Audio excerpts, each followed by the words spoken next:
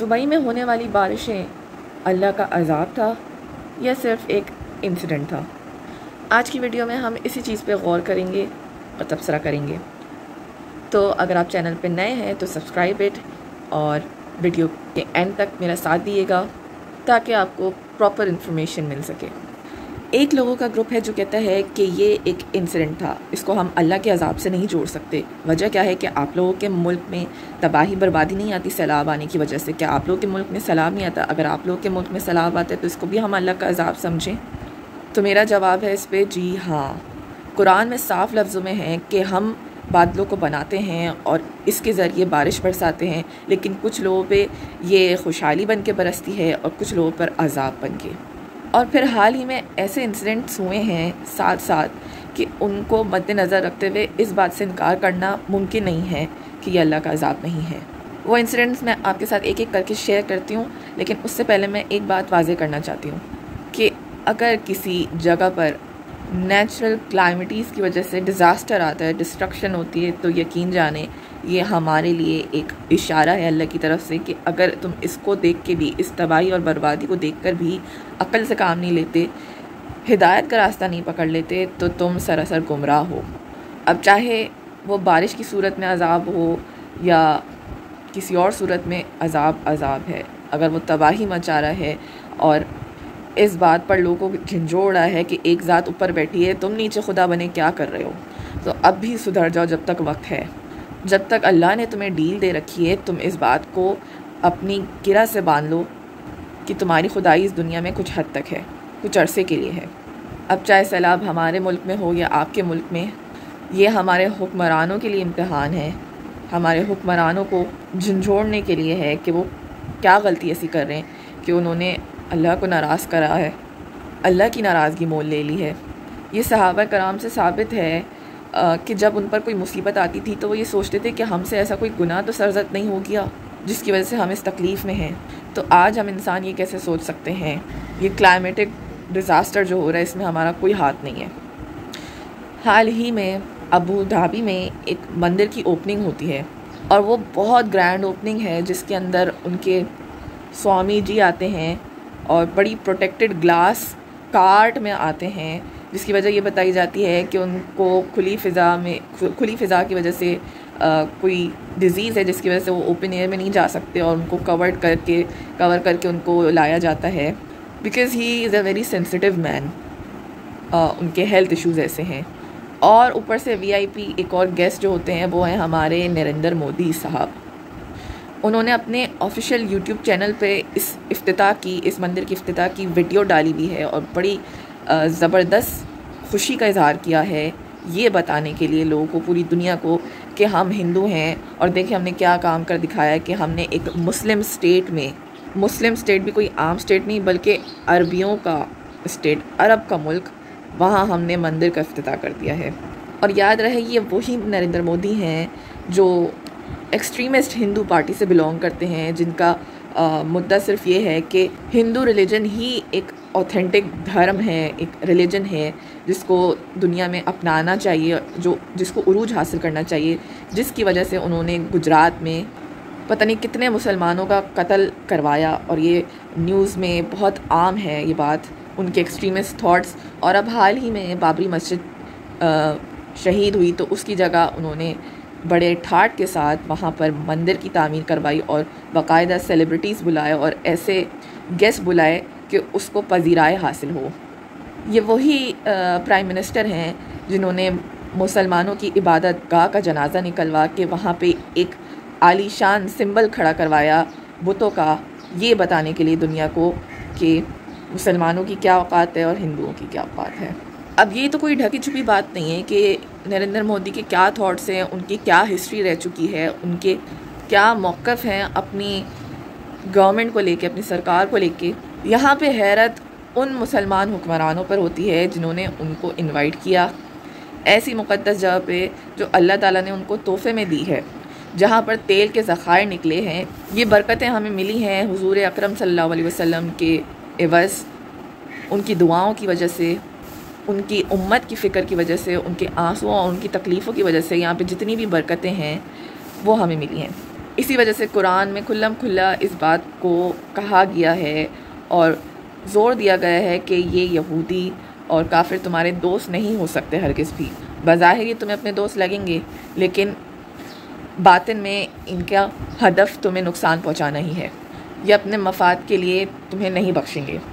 یہ اسی امت محمدیہ کے حکمران ہیں جنہوں نے اپنی ہی آیتوں کا انکار کیا اور اپنی سرزمین عرب پہ ایک بت پرستی کا اڈا کھولا. اور صرف اڈا ہی نہیں کھولا بلکہ اس کی افتتاح میں پیش رہے، آگے رہے. باقاعدہ آپ ویڈیوز پہ دیکھ سکتے ہیں کہ کس طرح سے وہ ان کی پوجا پاٹ کا حصہ بنے، صرف یہ دکھانے کے لیے، اس بات کی گارنٹی دینے کے لیے کہ ہم آپ کے دوست ہیں. اچھا، اب یہ کام عربیوں نے کیا کیوں ہے؟ اس کی وجہ صرف یہ ہے کہ ہائی ٹورزم، زیادہ سے زیادہ ٹورسٹ آئیں دبئی میں، ایکسپلور کریں دبئی، ہماری اکانومی کو سپورٹ کریں. مندر کھولنے کی وجہ یہ ہے کیونکہ انڈیا ایک بڑی آبادی رکھتا ہے. اپنی ہائی پاپولیشن اور high 5th most GDP rate contribute کرنے کے بعد ان کو دوستی بنانا اس غرض سے پڑ رہی ہے عربیوں کو کہ ہم لگے ہاتھ اپنا منافع بھی دیکھیں. اب مندر کھولنا کوئی اچھمبے کی بات رہی نہیں ہے کیونکہ پچھلے کچھ عرصے سے عربیوں کا کچھ ایسے کام رہے ہیں، ایسی پالیسیز بنانا رہی ہیں جو سرے سے قرآن اور اسلام کی نفی کر رہے ہیں. اس کی مثال یہ ہے کہ سعودی عرب میں عورتوں کے حجاب سے پابندی ہٹا دی گئی، یعنی اب انہیں پبلک میں برقع نہ بھی پہنے تو کوئی روکے گا نہیں. سینما گھر کھولے گئے اور ہر جگہ مرد اور عورتوں کی سیپریٹ جگہیں ہوتی تھیں، اب مکس گیدرنگ شروع کر دی، الاؤ کر دیا ہے، یہ بین بھی ہٹا دیا گیا ہے. اور حال ہی میں الکوہول کی فروخت پر سے بھی بین ہٹا دیا گیا ہے. لیکن فی الحال تو یہ ڈیموکریٹس کے لیے ہے، کچھ نان مسلم فارنر بیوروکریٹس آئیں گے، یہ سروس ان کے لیے ہے. لیکن کب تک؟ آپ کو لگتا ہے یہ انہی تک محدود رہ پائے گی؟ کچھ عرصے بعد یہاں پہ لوکلی بھی اویلیبل ہوگا، جیسے دبئی میں عام طور سے الکوہول اویلیبل ہو سکتی ہے. یہ اسلام نہیں ہے، یہ ماڈرن اسلام کی طرف ایک نیا ٹرم ایجاد کیا ہے عربیوں نے، اور یہ اس طرف منتقل ہو رہے ہیں، لوگوں کو ڈائیورسیفائی کر رہے ہیں کہ اسلام وہ دقیانوس نہیں ہے، اب اسلام بھی ماڈرن ہو چکا ہے.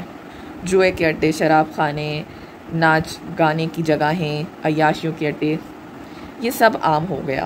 اور جہاں اگر آپ کو نظر نہیں آ رہا تو یہ کچھ عرصے کی بات ہے، یہ بھی آپ کو نظر آنے لگے گا عام طور پہ. اور پھر اس پر سے ہٹ دھرمی یہ ہے کہ آپ کو ایک بات کا علم ہے کہ فلسطین میں جو ہو رہا ہے وہاں پہ کس طرح سے ظلم و بربریت کا ایک نظام چل رہا ہے، مسلمانوں کو بے دردی سے قتل و غارت کیا جا رہا ہے، معصوم بچوں کو جن کا کوئی قصور نہیں ہے ان کو صہیونی قتل کر رہے ہیں، جس پر عرب ممالک چپ ہیں، بالکل چپ. بلکہ ساتھ کس کا دے رہے ہیں، کس کو خوش کر رہے ہیں، یہ سب عام حالات آپ کو بھی معلوم ہے. بنجامن نیتن یاہو نے اپنی افطار پارٹی رکھی، اس میں ہمارے UAE کے پرائم منسٹر بڑے جوش و خروش کے ساتھ گئے شرکت کی افطار پارٹی میں. تو اور کیا رہ گیا ہے، اور کیا ثبوت چاہیے کہ یہ ہمارے لیے کھڑے ہوں گے یا مسلمانوں کا ساتھ دیں گے؟ یہ تو بظاہر آپ کو مسلمان نظر آ رہے ہیں لیکن ان کے دل سیاہ ہو گئے ہیں. اب آپ کو کیا لگتا ہے یہ جو سیریز آف ایونٹس ہو رہے ہیں ان کو دیکھنے کے باوجود کیا اللہ کا قانون خاموش رہے گا؟ کیا وہ بھی چپ رہے گا اور دیکھتا رہے گا؟ نہیں، ایسا نہیں ہے. اللہ تعالیٰ سگنلز بھیج رہا ہے یہ تمام حکمرانوں کو جو یہ انجسٹ موومنٹ کا ساتھ دے رہے ہیں، ظلم اور بربریت کا ساتھ دے رہے ہیں، خاص طور پہ مسلمانوں کے ساتھ جو ہو رہا ہے. ارے اسلام تو پیس کا نام ہے، ہم تو ہمارے نبی کریم صلی اللہ علیہ وسلم نے تو کافروں کے لیے بھی دعا کری ہے. یہاں تو پھر مسلمان ہیں.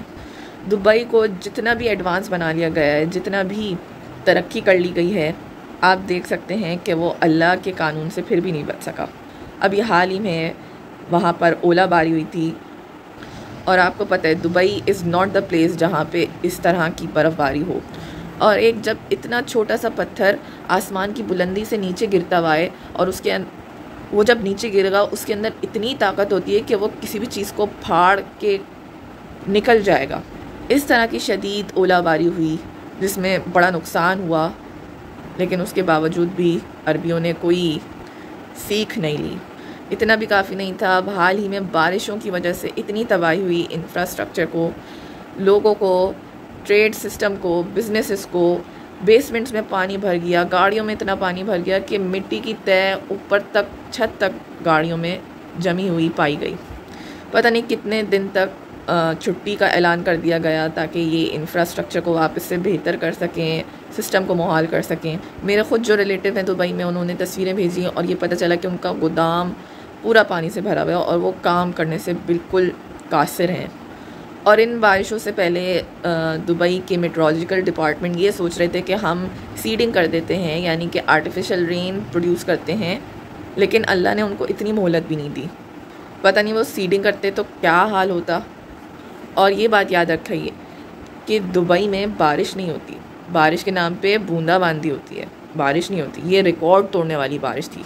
इसको हम सिर्फ क्लाइमेटिक चेंज का नाम नहीं दे सकते, ये कोई ना कोई इशारा है हमारे लिए कि हम किस डगर पे चल रहे हैं, हमारी क्या गलतियाँ हैं। खुदारा हकीकत से मुंह मोड़ना छोड़ दें। हम फितने के दौर में एंटर हो चुके हैं और यहाँ कदम कदम पे इतने फितने हैं कि हमें अपना ईमान बचाना मुश्किल हो जाएगा। हालात आपके सामने हैं, हर चीज़ सोशल मीडिया पे वाज़ेह है।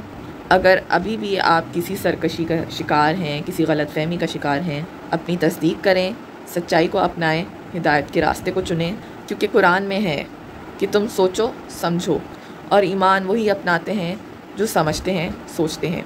ये हमारे पैगंबर हज़रत इब्राहीम अलैहिस्सलाम की भी रिवायत है कि उन्होंने सोचा समझा फिर इस्लाम पर आए। और कितनी निशानियाँ देखकर हम दरगुज़र करते रहेंगे, इग्नोर करते रहेंगे और इसी कशमकश में रहेंगे कि हाँ कभी ना कभी तो हम नमाज़ उठ के पढ़ लेंगे, सिपारा खोल ही रहेंगे। और यूँ ही करते करते इसी तरह टालते टोलते हमारी ज़िंदगी ख़त्म हो जानी है। इतना पैसा और इतनी टेक्नोलॉजी होने के बावजूद भी दुबई अपने आप को बचा नहीं सका इस नेचुरल डिज़ास्टर की वजह से, प्रिडिक्ट नहीं कर सका, तो फिर आप कैसे कह सकते हैं कि आप अपने ईमान को बचा लेंगे? ज़रा सोचिए और समझिए। आज के लिए इतना ही, मिलते हैं किसी दूसरी वीडियो में। दिस इज़ निकाह बिगड़। अस्सलाम वालेकुम वरहमतुल्लाह।